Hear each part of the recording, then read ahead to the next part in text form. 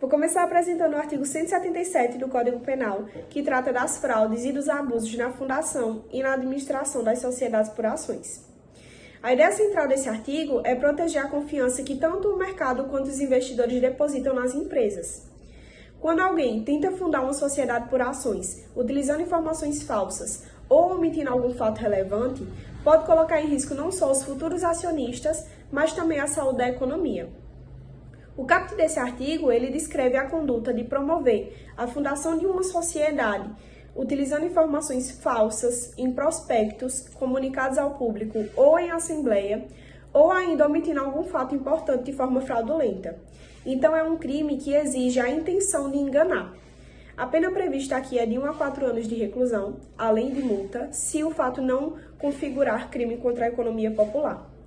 Aqui nós estamos falando especificamente do momento em que a sociedade é criada, então é necessário que haja um cuidado e uma transparência. Artigo 177, parágrafo 1º e incisos 1 a 3. Dando continuidade ao artigo 177, o parágrafo 1º amplia a responsabilidade para diretores, gerentes e fiscais da sociedade por ações. O inciso 1º, ele trata dos casos em que esses administradores apresentam informações falsas em documentos importantes da empresa, como relatórios, pareceres, balanços ou comunicados ao público. Ao distorcer a realidade econômica da empresa ou esconder fatos relevantes, eles prejudicam os acionistas e o mercado. O inciso 2º fala da manipulação da cotação das ações. Aqui, o administrador cria artificialmente um valor, enganando o público e afetando diretamente o mercado financeiro. Já o inciso 3º, ele trata de uma conduta que revela abuso de poder. O diretor-gerente que toma empréstimo da próxima sociedade ou utiliza seus bens em proveito próprio ou de terceiros, sem autorização da Assembleia Geral, e essas políticas e práticas violam a boa-fé e a lealdade exigida no exercício da administração. Meu nome é Fátima Evelyn e agora eu vou continuar com os demais incisos do primeiro parágrafo do artigo 177. O inciso 4º, ele proíbe que tanto o diretor quanto o gerente ele compre ou venda em nome da sociedade, porque essas ações elas têm que ser permitidas por ela mesma, a não ser quando é a lei que permite, porque isso pode tanto manipular o mercado, tanto quanto confundir os investidores. O inciso 5º, ele impede que o administrador ele aceite ações da própria empresa como garantia, da própria sociedade como garantia, porque isso pode acabar comprometendo a integridade patrimonial. O 6º, a gente tem a proibição de distribuir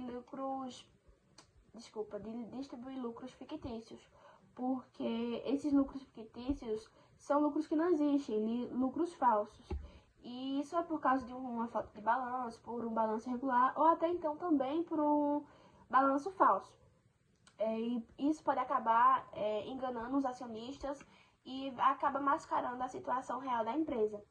O inciso 7º, ele pune o diretor, gerente ou fiscal que consegue aprovar essas contas ou pareceres por meio de um terceiro, ou como conclui um acionista, porque isso pode acabar ferindo totalmente os princípios de uma governança.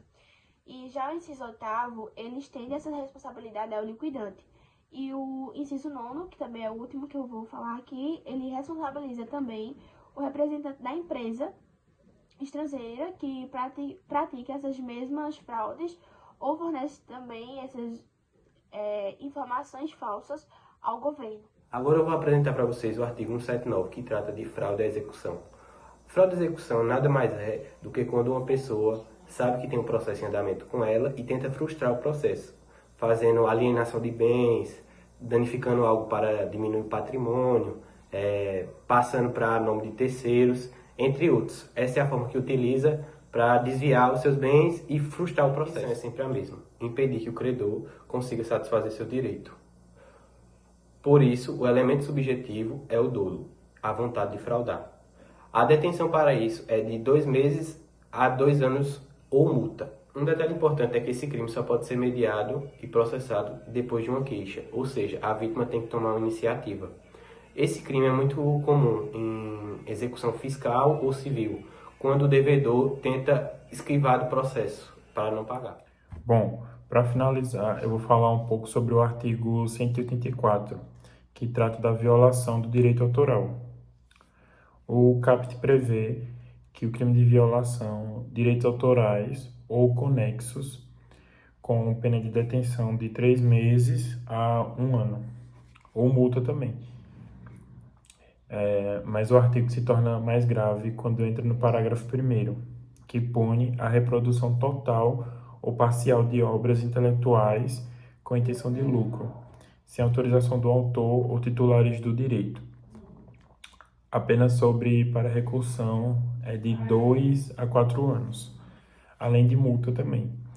E o parágrafo 2º, ele mantém essa mesma tecla para quem distribui, vende e expõe à venda. E para quem também guarda ou importa ela ou aluga cópias ilegais com intuito de lucro, mesmo que não tenha sido a pessoa que fez a reprodução.